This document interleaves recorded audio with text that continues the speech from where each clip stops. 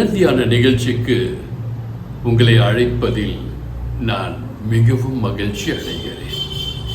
இன்று நாம் பார்க்க போகும் தேவனுடைய செய்தி, இந்த கூகுள் மேப் எல்லாமே நிற்க போகுது. கூகுள் மேப் செயல் இழந்து காணப்பட போகிறது. என்னடா இது ஒரு பெரிய ஆச்சரியமாக இருக்குன்னு நினைக்கிறீங்களா? கூகுள் மேப்பை பார்த்துட்டு வேத வசனங்களுக்கு எவ்வாறு செயல் இழந்து இருக்க போகிறது என்பதை பார்க்க போகிறோம். இன்றைக்கி எங்கே போனாலும் நாம் என்ன பண்ணுறோன்னா கூகுள் மேப்பை போட்டுக்கிட்டு வழியை பார்த்து போய்கிட்டே இருக்கிறோம். இன்றைக்கு எல்லாருமே இந்த கையடக்க பேசி அல்லது செல்பேசி அல்லது செல்லிடைபேசி என்று சொல்லப்படுகிற இந்த ஃபோன் மூலமாக இயக்கப்படுகிறோம். இதை பார்க்காம நிறைய பேர் இருக்க முடியாது. இதற்கு அடிமையான நிறைய பேர் இருக்காங்க. ஒரு நாளைக்கு இந்த ஃபோனை பார்க்காம இருக்க முடியுமான்னு நான் சில பேரை கேட்டேன். முடியாது. ஆனால் தினந்தோறும் பைபிள் படிக்கிறீங்களான்னு கேட்டால், நான் ஊருக்கு போனால் பைபிள் படிக்க மாட்டேன், நான் டூருக்கு போனால் பைபிள் படிக்க மாட்டேன்னு பைபிளை கொண்டு போகிறோம். ஆனால் ஃபோனை ஆலயத்திற்கு கூட கொண்டு வருகிறார்கள். நிறைய பேரை பார்த்தேன். ஏன் ஊழியக்காரிகள், குருக்கள், கன்னியர்கள் கூட சர்ச்சுக்கு வரும்போது கூட அந்த ஃபோனை கையில் வச்சுக்கிறாங்க, அல்லது பையில் வச்சுக்கிறாங்க, பர்ஸில் வச்சுக்கிறாங்க. ஃபோன் இல்லாமல் இருக்கவே முடியாது. ஆண்டவர் இல்லாமல் கூட இருப்பாங்க பிரதர், ஃபோன் இல்லாமல் இருக்க முடியாது.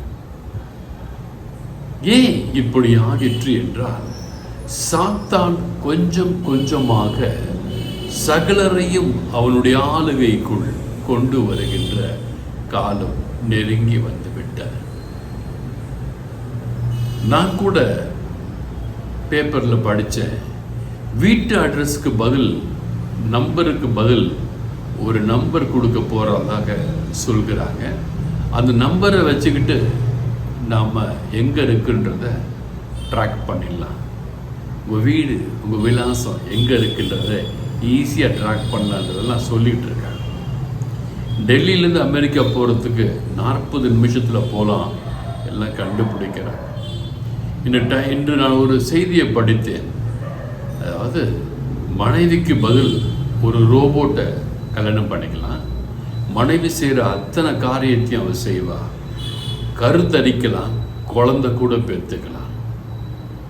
எப்படி இருக்கு பாருங்க.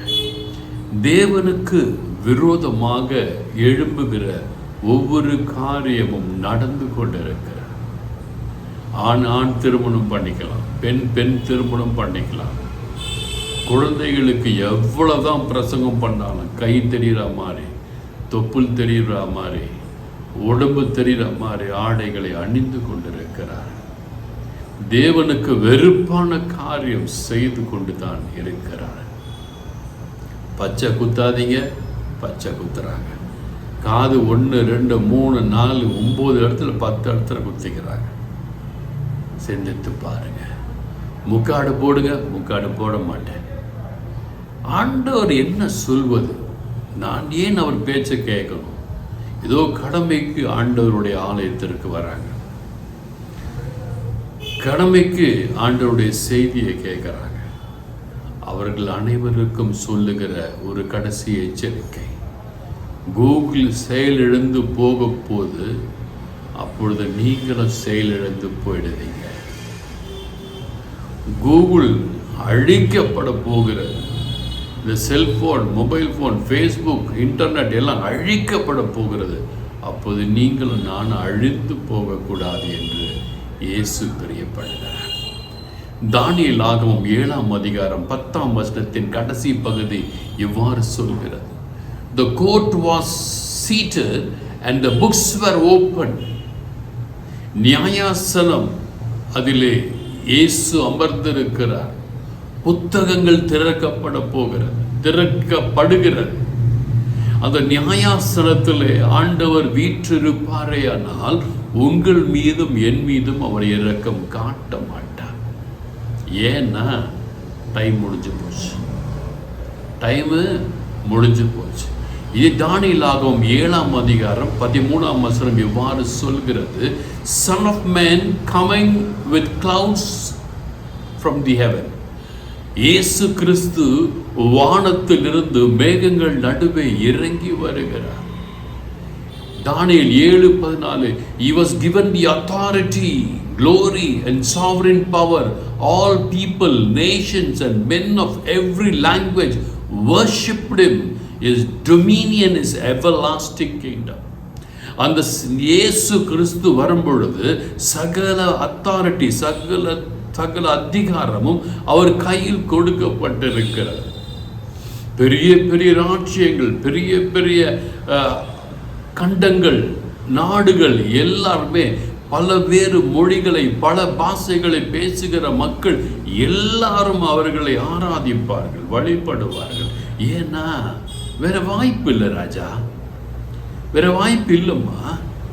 அவங்க வழிபட்டாதான் பரலோகம் போக முடியும், இல்லைன்னா பாதாளத்துக்கு ஏறிய நெருப்பு, கந்தக நெருப்பு, அதில் விழுகின்ற காலம் நெருங்கி கொண்டிருக்கிறது. எனக்கு பிரியமான என் அன்பு சகோதரனே, சகோதரி, இயேசு கிறிஸ்து தான் முக்கியமா, அல்லாஹ் முக்கியம் இல்லையா? இந்த வசனம் தானியேல் 7:13 சொல்லுகிறது, Son of Man has been given all authority. இயேசு கிறிஸ்துவுக்கு சகல அதிகாரமும் கொடுக்கப்பட்டிருக்கிறது. இன்னமும் நீங்க அல்லாஹ் காப்பாற்றுவாருன்னா உங்களுக்குள்ளா போட்டுருவாங்க.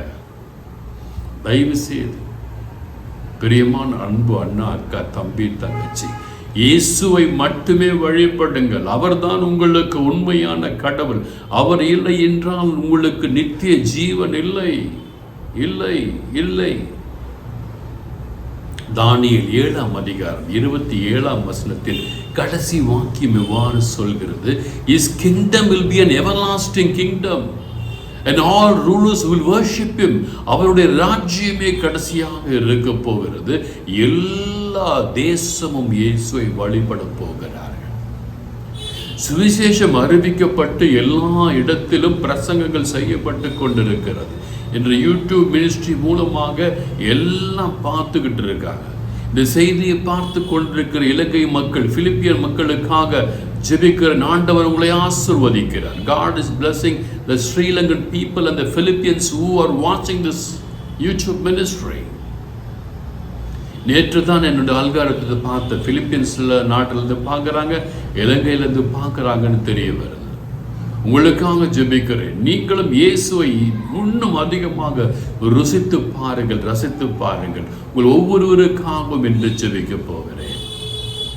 எனக்கு பிரியமான அன்பு தேவ பிள்ளைகளே, ஆண்டவராக இயேசு கிறிஸ்துவுக்கு சகல அதிகாரமும் கொடுக்கப்பட்டிருக்கிறது.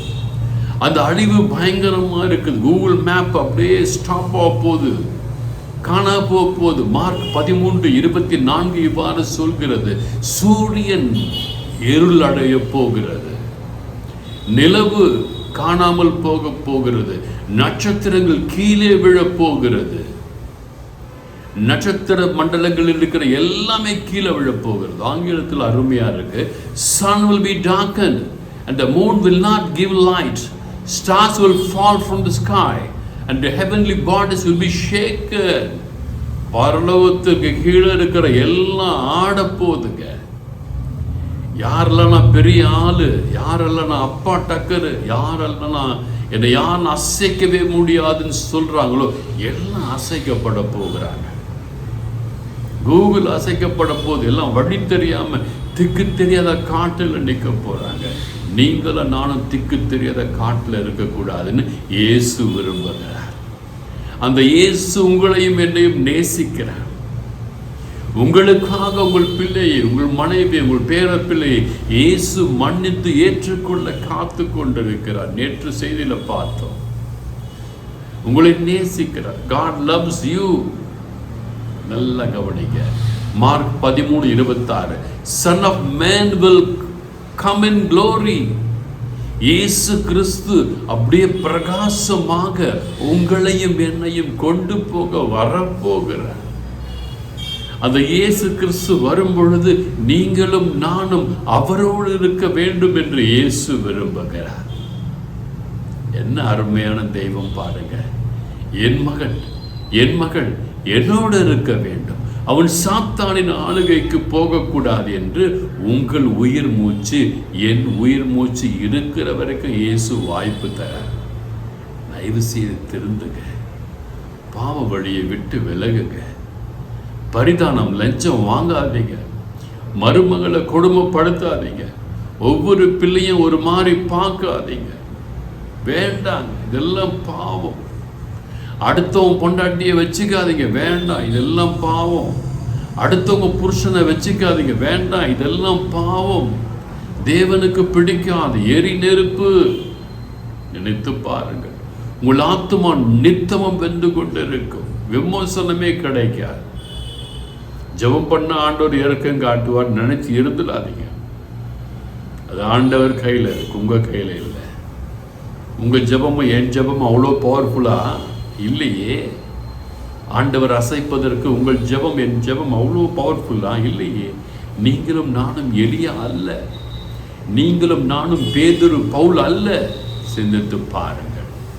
கடைசி காலத்திலே மார்க் 13:31 சொல்கிறது, heaven and earth will pass away. பரலோகம் பூலோகம் எல்லாம் கடந்து போகும், புதிய உலகம் உருவாக்கப்படும். my word will never pass away. என்னுடைய வார்த்தை, தேவனுடைய வார்த்தை, வேதத்தில் சொல்லப்பட்ட ஒவ்வொரு வார்த்தையும் கடந்து போவது இல்லை என்று இயேசு சொல்கிறார். மார்க் 13:31. எனக்கு பிரியமான என் அன்பு அண்ணா, அக்கா, தம்பி, தங்கச்சி, எல்லாமே அழிந்து போக போகுதுங்க. அழிய போகாது என்ன? உங்க மனைவி அழிந்து போவாங்க, உங்க பிள்ளைகள், பேர பிள்ளைகள், உங்க வீடு, உங்க car, Benz car, Swift car, என்ன காரு, எல்லாமே அழிந்து போக போகிறார். நீங்கள் மட்டும் அழிந்து போக கூடாது என்று இயேசு விரும்புகிறார். அந்த இயேசு என்று உங்களை சிந்திக்க அழைக்கிறார். எந்த கூகுள் மேப் ஒன்று கொண்டு போய் விடுமோ அது காணாம போக போகுது. கடைசி காலம் கொடுமையாயிருக்கும் என்று 2 தீமோத்தேயு 3:1 சொல்லுகிறது. ஆங்கிலத்தில் last days there will be difficult times. கடினமாக இருக்க போகுது. இப்பயே ஆரம்பிச்சு. பிள்ளைக்கு எதிராக தாய், தாய்க்கு எதிராக பிள்ளை, சகோதரனுக்கு எதிராக சகோதரன், மாமியாருக்கு எதிராக மருமகள், மருமகளுக்கு எதிராக மாமியார், கோர்ட்டில் கேஸ் நிறைய நிறைய நிறைய. சட்டங்கள் மாற்றப்படுகிறது. ஐபிசி, சிஆர்பிசி, சிபிசி எல்லாம் மாற்றப்படுகிறது. அவர்கள் இஷ்டத்துக்கு மாற்றுறாங்க. இன்குபேட்டர்ல ஆண் உடைய கருவியும் பெண்ணுடைய கருவியை வைத்து குழந்தை உருவாக்கலாம் ஆரம்பிச்சிட்டாங்க. கடைசி காலம் நெருங்கி கொண்டு இருக்கிறார். இதில் நீங்களும் உங்கள் பிள்ளைகளும் உங்கள் பேர பிள்ளைகளும் அகப்பட்டு கொள்ளக்கூடாது என்று இயேசு விரும்புகிறார். கூகுள் மேப் அழிந்து போகும், இயேசுவின் வார்த்தை அழியாது என்று இயேசு சொல்லி இருக்கிறார்.